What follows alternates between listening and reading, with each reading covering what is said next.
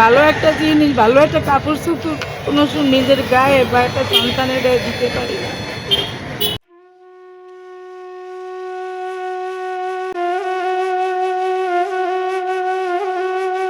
ভোরের আলো ফোটার আগেই ঘুম ভাঙে রাশেদা বেগমের।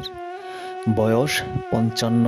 এই বয়সে যেখানে অনেকেই বিশ্রামের কথা ভাবেন, সেখানে রাশেদার দিন শুরু হয় সংগ্রাম দিয়ে। অসুস্থ স্বামী, সংসারে ৩টি মেয়ে, কোনো ছেলে সন্তান নেই। পরিবারের একমাত্র উপার্জনকারী তিনি নিজেই। হাতে একটি চায়ের কেটলি আর কাঁধে ফেরির বোঝা নিয়ে ভোর ৬টা থেকে শুরু হয় তার পথ চলা। কখনো রাস্তায়, কখনো দোকানের সামনে, কখনো অফিস পাড়ায় চা বিক্রি করে চলে পুরো সংসার।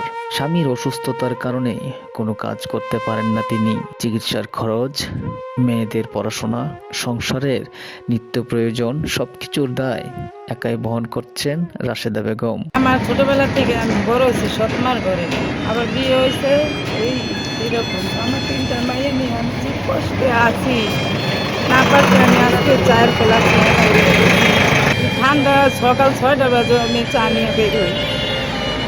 কী করবো, আমি পেটে তো ভাত নাই।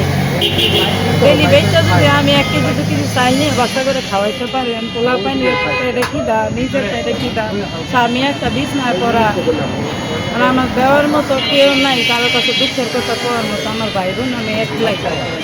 দিনের পর দিন, বছরের পর বছর এই কষ্টের মাঝেই চলছে তার জীবন।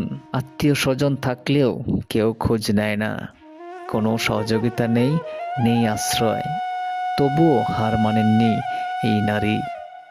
রোদ, বৃষ্টি, শীত কোনো কিছুতেই থামাতে পারেননি তাকে। কারণ থেমে গেলে থেমে যাবে তার পরিবারে বেঁচে থাকার লড়াই। রাশেদা বেগমের মতো হাজারো নারী আজ সমাজের নীরব যোদ্ধা। প্রশ্ন থেকেই যায়, এই মানুষগুলোর পাশে দাঁড়ানোর দায়িত্ব কি শুধু তাদেরই? ক্যামেরার সামনে দাঁড়িয়ে রাশেদা বেগম শুধু বলেন, নিজের না থাকলে কে কতক্ষণ কারে দেয়, কয়েক বেলা কারে দেয়। ১ বেলা ২ বেলা ৩ বেলা ৪ বেলার দিকে যাওয়া যায় না। এখন একটা যাইতেও নিজের কাছে খারাপ লাগে, চাইতেও নিজের কাছে খারাপ লাগে। তাই আবার নিজে ২-৪ টাকা যাই বেশি যাই। একটা মুরগি, একটা মাছ তো মানে মাসেও চোখে দেখি না। ওই যে কুরবানি গেছি, কম তো গরুর গোস্ত কারে চোখে দেখছি না।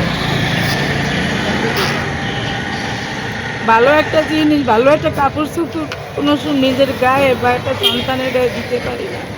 এই ছিল রাশেদা বেগম, একজন সংগ্রামী মায়ের গল্প।